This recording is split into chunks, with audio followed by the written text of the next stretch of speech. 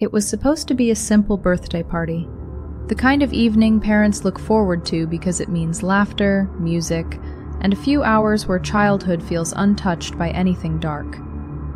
Inside the banquet hall in Stockton, the lights were warm, soft balloons floated near the ceiling, and a cartoon-themed banner stretched over a long table filled with cupcakes. Kids ran between the chairs, chasing each other, giggling, waving glow sticks, and even the adults looked relaxed, talking near the snack table, taking pictures, joking about how fast their kids were growing. No one imagined how quickly that warmth would be replaced by something cold, sharp, and unforgettable. As the music played, there was a strange moment, barely noticeable, when the atmosphere shifted. A few parents later said they felt it, a tension in the air, a sense that something wasn't right, though no one could explain why. Maybe it was instinct. Maybe it was fate. The door to the hall opened quietly, too quietly. Someone stepped inside, someone who didn't belong there. No gift bag, no greeting, no attempt to blend in, just a presence that felt wrong. One of the kids even whispered, "Mom, who is that?" Her mother barely had time to look. The first sound didn't register as a gunshot. People thought something had fallen, a tray, maybe a decoration. But the second sound tore through the room like lightning, a flash, a scream, then chaos. Children froze mid-step, their smiles collapsing into fear, and parents dove toward them, grabbing wrists, yelling their names. Somebody knocked over the birthday cake. Chairs scraped across the floor. Balloons burst under the pressure of running feet.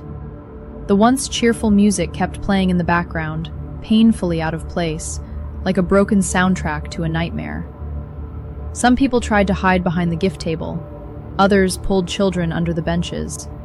A few stood frozen, unable to process what was happening, unable to move. The gunman stepped further into the hall, without a word, without any expression, just a chilling calm that witnesses later struggled to describe. One mother said, "He looked like he wasn't even there, like he wasn't connected to anything human." There were shouts from the back. "Call 911! Get down! Grab the kids!" But fear makes time behave differently. For some, everything felt slow, thick, unreal. For others, it was a blur. Flashes of movement, screams, and the terrifying certainty that the room had changed from a place of celebration to a place of survival. And all of this happened in less than 2 minutes.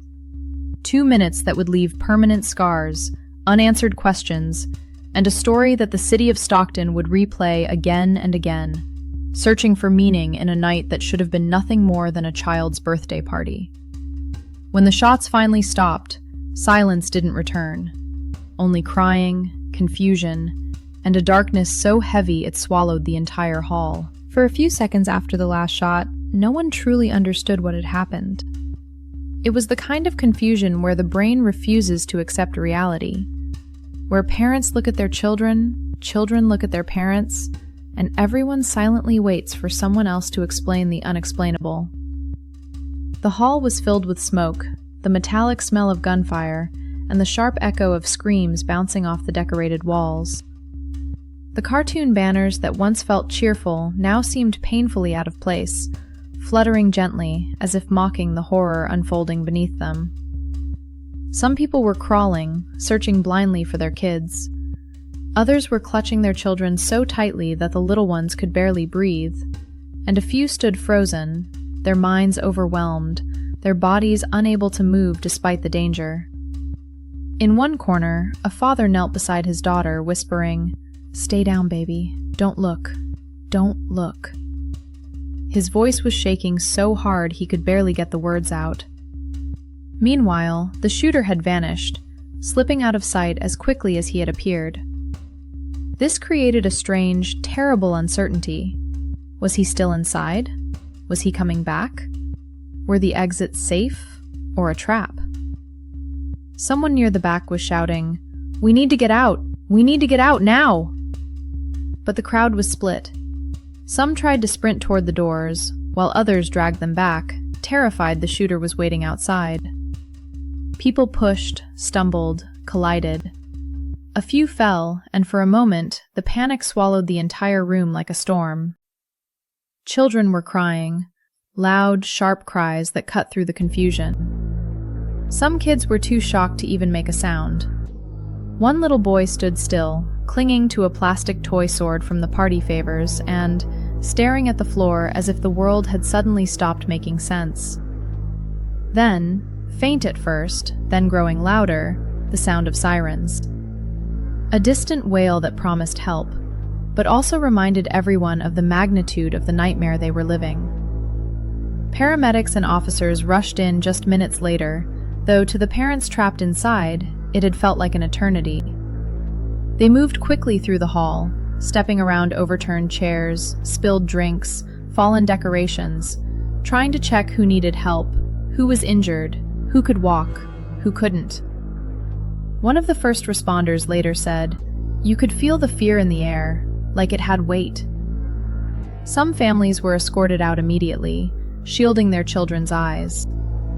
Others refused to move until they found missing family members. Even outside, the chaos continued. Flashing lights, frantic parents, children wrapped in blankets, and officers trying to piece together what happened amid the confusion. But even in the terror, there were moments of bravery, moments people would remember long after. A teenage cousin who shielded two younger kids with his own body. A mother who pulled strangers' children under a table with her, whispering to them to breathe, to stay quiet, and a banquet worker who guided families toward a side exit when most people were too disoriented to notice it. These small acts of courage were the thin threads holding the room together. Still, the reality was unavoidable. Lives had changed, some forever. As the last families were led outside, the hall stood in devastation. Balloons drifting across the floor, half-eaten cake smeared on the tiles, toys scattered among broken decorations. A room that had been filled with joy only minutes earlier now held memories no one wanted, but no one would ever forget. And though the gunman was gone, the fear he left behind lingered in every corner. It would be hours before some parents spoke again, days before some kids slept without nightmares, and years before this night stopped echoing in their minds. Outside the banquet hall, the night air felt unnaturally cold, as if the world itself had paused, unsure how to move forward. Families gathered in small clusters, wrapped in blankets, illuminated by the alternating red and blue of emergency lights. Some were crying, some were silent, and some simply stared into the distance, their minds still trapped inside that room. Parents held their children close, closer than ever, as if afraid the moment they loosened their arms, the nightmare might return. First responders moved gently among them, offering comfort, asking questions, guiding the most shaken to ambulances for evaluation. But even the professionals seemed affected. This wasn't something they could detach from, not when children were aligned. In the hours that followed, the city of Stockton began to learn what had happened. News alerts spread across phones. Neighbors stepped outside their homes, confused and scared. A simple birthday party, a moment meant to create happy memories, had become the center of a tragedy that no one could comprehend. At the hospital, doctors worked through the night. Parents sat in waiting rooms, gripping hands, praying, whispering words of hope that trembled with fear. Investigators arrived at the banquet hall shortly after, stepping into a space frozen in chaos. Toys abandoned mid-play, chairs overturned, a spilled bottle of juice lying next to a shattered plate. It was like time had cracked in half, leaving behind a scene that felt both eerily still and unbearably loud. But once the immediate danger passed, new questions emerged. Heavy, painful questions that didn't have easy answers. Why did this happen? How did a gunman walk into a children's party unnoticed? Could someone have seen a sign? Could it have been prevented? Officials promised a full investigation. Community leaders spoke about safety, responsibility, and healing. But for the families who lived through it, policy debates and press conferences felt distant, because their wounds weren't theoretical. They were real, raw, and deeply personal. For the children who were there, the emotional scars would last long after the news cycle moved on. Some refused to sleep alone. Others jumped at loud noises. A few stopped talking about the party altogether, as if silence could erase it. One parent later said, "My son keeps asking if birthdays are dangerous now." But amid the grief, Stockton began to pull together. Community centers offered counseling. Neighbors brought food to affected families. Local artists created memorial displays filled with drawings, candles, and handwritten notes from children who wanted to say something, even if they didn't fully understand what had happened.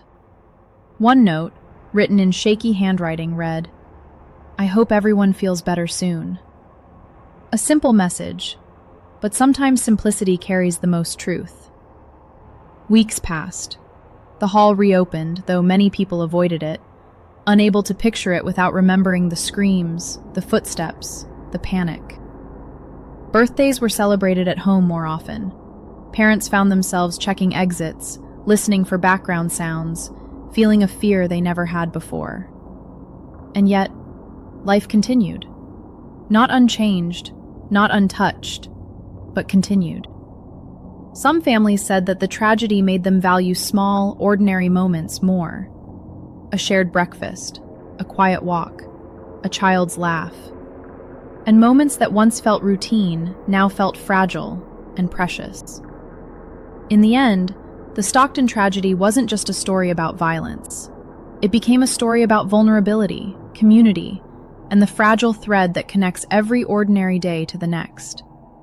A reminder that joy can be shattered, but also that people can rebuild, together, piece by piece. And as families lit candles in remembrance, as names were spoken softly in gatherings across the city, one truth echoed louder than anything else. No one who was inside that hall would ever forget. Not the fear, not the bravery, not the lives forever changed in a single, unthinkable moment. Because some nights, even after the lights go out, keep burning in memory.